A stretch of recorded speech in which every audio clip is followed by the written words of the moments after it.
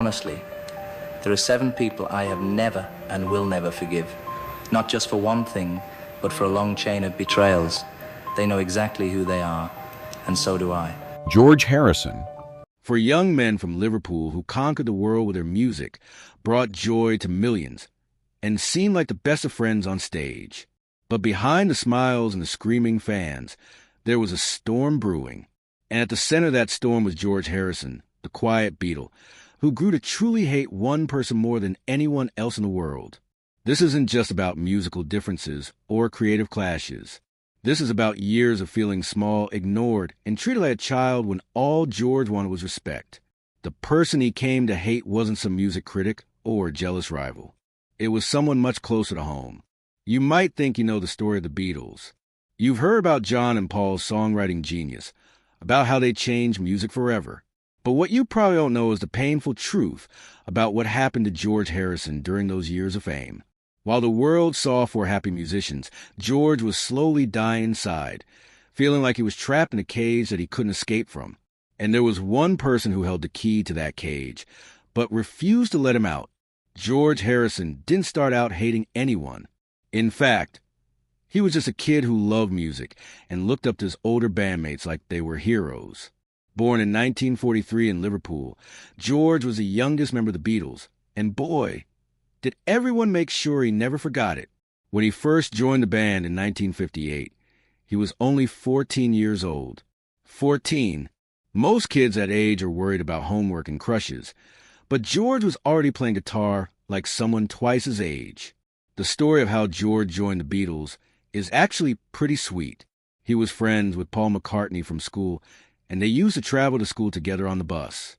Paul saw how talented George was with the guitar and thought he should meet John Lennon, who had started a band called the Quarrymen. John wasn't sure about adding such a young kid to the group. He worried that George was too young and might not fit in with the older guys. But once John heard George play guitar, he knew they had found something special. For the first few years, everything seemed perfect. The boys were having fun, playing music they loved, and slowly building a following in Liverpool and Hamburg. George was happy just to be part of something bigger than himself. He looked up to John and Paul like big brothers, and he was grateful they had let him into their world. He practiced guitar for hours every day, always trying to get better, always trying to prove that he belonged. But as the Beatles became more successful, something started to change. John Lennon and Paul McCartney began writing songs together, and they were really good at it. Songs like Love Me Do and Please Please Me made them famous, and suddenly everyone wanted to hear what Lennon and McCartney would come up with next. The problem was George was also writing songs, really good songs, but nobody seemed to care. Imagine being in a band where 2 of your friends get all the attention for their creativity, while your ideas get pushed to the side. That's exactly what started happening to George. Every time the Beatles went into the studio to record an album, they would focus on John and Paul's songs first. George would sit there with his guitar, with his own songs written in his notebook, waiting for someone to ask him what he'd been working on. Sometimes they would, but most of the time they wouldn't. The person who hurt George the most during this time wasn't John Lennon. John could be harsh and sarcastic, sure, but at least he was honest about it. John would tell you straight to your face if he didn't like something. The person who really broke George's heart was Paul McCartney. Paul, who had been his friend since they were kids. Paul, who had introduced him to John in the first place. Paul, who George thought understood him better than anyone. But Paul had a problem. He couldn't stop treating George like the little kid who used to ride the school bus with him. Even when George grew up, even when he became an incredible guitarist and songwriter, Paul still saw him as a junior. Paul would make decisions about George's guitar parts without asking him. Paul would tell George how to play his own instrument. Paul would dismiss George's song ideas without even really listening to them. According to people close to the band, George saw Paul as difficult, and they would just tolerate each other. But George basically didn't like Paul's personality. Can you imagine how that must have felt? Your childhood friend, someone you trusted completely, making you feel like you don't matter in your own band. The worst part was how Paul would do it. He wouldn't yell or get angry like John might. Instead, Paul would be polite and friendly on the surface, but underneath, he was controlling everything George did. George once said that working with Paul was like being in a bag, and they wouldn't let him out. Think about that image for a second. Being trapped in a bag, unable to breathe, unable to move freely, while someone else controls your every move. That's how George felt for years. The tension really started to build during the recording of their later albums. By the time the Beatles were working on the White Album in 1968, the cracks were showing. The recording sessions were particularly contentious, and the fighting was so bad that Ringo actually left the band temporarily. If Ringo Starr, the most easygoing guy in the world, felt like he had to leave, you can imagine how bad things had gotten.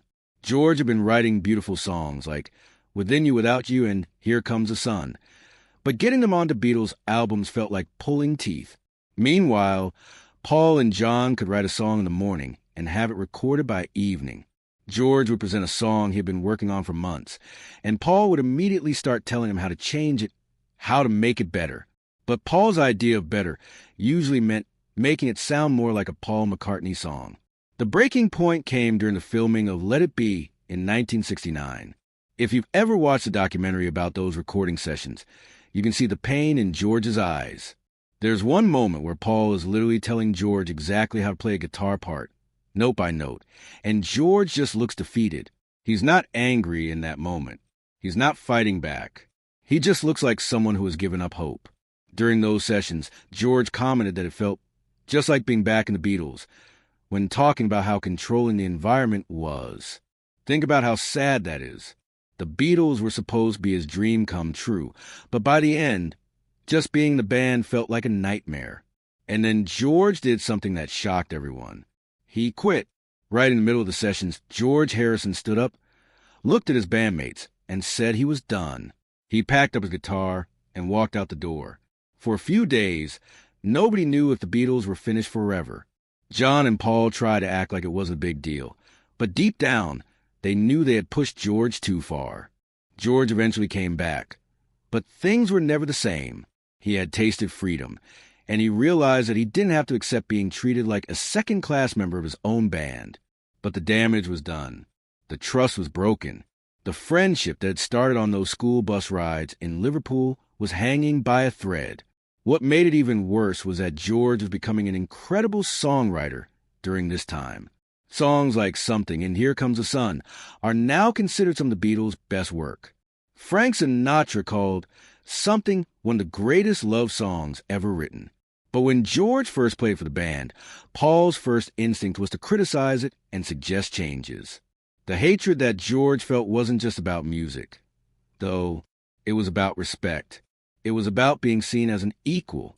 Paul had this way of making George feel small, without ever saying anything directly mean. Paul would praise George in public, calling him a great guitarist and a talented songwriter, but in private, in the studio, Paul would treat him like he was still that 14-year-old kid who needed to be told what to do. People close to the band said that Paul treated George the same way in the late 1960s as he did when they were kids, even though George had developed into a very good songwriter and lead singer. Imagine being in your mid-20s, being one of the most famous musicians in the world, and still being treated like a child by someone who was only 3 years older than you. George started looking for ways to express himself outside of the Beatles. He became deeply interested in Indian music and philosophy. He studied with Ravi Shankar and brought the sitar into rock music. He found peace in meditation and spiritual practices. But even these interests, which were deeply personal and meaningful to George, became sources of tension with Paul. Paul didn't understand George's spiritual journey. To Paul, it probably seemed like George was just going through a phase, like he was trying to be different for the sake of being different. Paul was always practical, always focused on the music business, and making hit records. George's interest in Eastern philosophy and meditation seemed like a distraction to Paul, something that was taking George's attention away from the Beatles. The really heartbreaking part is that George never stopped caring about Paul, even when he hated him. George actually hated it when the press wrote stories about him and Paul feuding, saying they wouldn't get very far with those rumors. Even when their relationship was at its worst, George didn't want the world to know how much pain he was in. He protected Paul's reputation, even when Paul wasn't protecting his feelings. By 1970, the Beatles were done, and George was probably more relieved than anyone. Finally, he could make the music he wanted to make, the way he wanted to make it. His first solo album, All Things Must Pass, was a triple album filled with songs that had been rejected or ignored during his Beatles years. It was like George had been saving up all his creativity, all his musical ideas, just waiting for the day when he could finally let them out. And you know what? All Things Must Pass was incredible. It showed the world what George Harrison could do when he wasn't being held back. Songs like My Sweet Lord and What Is Life proved that George didn't need John and Paul to create amazing music. He had been capable of it all along. He just needed someone to believe in him. But the damage from those Beatles years never really went away. Even decades later, when George would talk about the Beatles in interviews, you could hear the pain in his voice when he talked about feeling ignored and unappreciated. He said many times over the years that the band had to work first on compositions by Lennon and McCartney before focusing on songs by him and Ringo. That's a wound that never fully healed. The saddest part of this whole story is that it didn't have to happen this way. George and Paul could have been great collaborators. They both loved music more than anything else in the world. They both wanted the Beatles to be the best band they could be. But Paul's need to control everything and his inability to see George as an equal destroyed what could have been a beautiful creative partnership. Paul wasn't evil. He wasn't trying to hurt George on purpose. In his mind, he was probably just trying to make the best music possible. But sometimes the most damage is done by people who don't realize they're causing pain. Paul was so focused on his own vision, his own ideas, that he couldn't see how much he was hurting someone who had been his friend since childhood. George Harrison spent years being told he wasn't good enough, wasn't creative enough, wasn't important enough. And the person telling him this, directly or indirectly, was someone he had looked up to and trusted since he was a teenager. That kind of emotional damage doesn't just go away when the band breaks up. It stays with you forever. In later years, Paul seemed to realize some of the mistakes he had made. He spoke more kindly about George in interviews, praising his contributions to the Beatles and acknowledging his talent. But by then, it might have been too late to repair the friendship they had once shared. George Harrison died in 2001, still carrying some of that pain from his Beatles years. He had accomplished so much in his life. He had been part of the most successful band in history. He had written songs that would be loved forever. He had found peace through his spiritual practices. He had helped organize concerts for charity and use his fame to make the world a better place. But he also carried the scars from feeling unappreciated and unloved by someone who should have been his greatest supporter. The hatred he felt for Paul McCartney wasn't just about music or creative differences. It was about the deep, personal pain of being made to feel small by someone who was supposed to care about him. The story of George Harrison and Paul McCartney is a reminder that success and fame don't protect you from being hurt by the people closest to you. It's a reminder that respect and kindness matter more than talent or achievement. And it's a reminder that sometimes the people who hurt us the most are the ones we love the most. George Harrison was an incredible musician, a spiritual seeker, and a kind person who deserved better than he got from his Beatles years. His hatred for Paul McCartney was really just love turned inside out, disappointment mixed with the pain of feeling invisible. In the end, George found his own path and created beautiful music that touched millions of people around the world. But he never forgot what it felt like to be that young guitarist sitting in the corner, waiting for someone to notice him, waiting for someone to care. That's the real tragedy of the story. Not that the Beatles broke up, but that two friends who had shared so much history, so much music, and so many dreams couldn't find a way to see each other as equals. George Harrison truly hated Paul McCartney more than anyone, but what he really hated was feeling like he didn't matter. And that's something we can all understand, because we've all felt invisible sometimes, even when we're surrounded by people who are supposed to love us.